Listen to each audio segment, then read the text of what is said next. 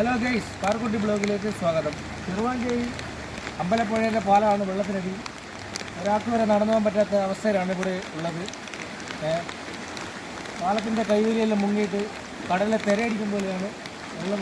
ശക്തമായ അടിയൊഴുക്കാണ് ഇവിടെ കണ്ടുകൊണ്ടിരിക്കുന്നത്. നടന്നു പോകാൻ പറ്റാത്ത സാഹചര്യമാണ് ഇവിടെ. നല്ല അടിയൊഴുക്കാണ്.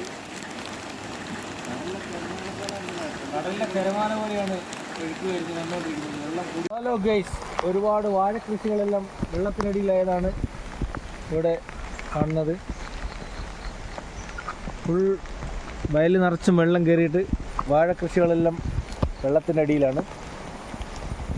ഒരുപാട് നാശനഷ്ടങ്ങളാണ് ഇവിടെ കണ്ടുകൊണ്ടിരിക്കുന്നത്.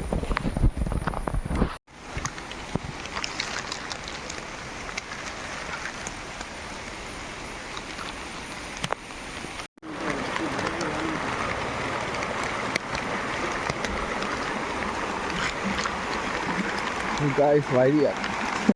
Poco.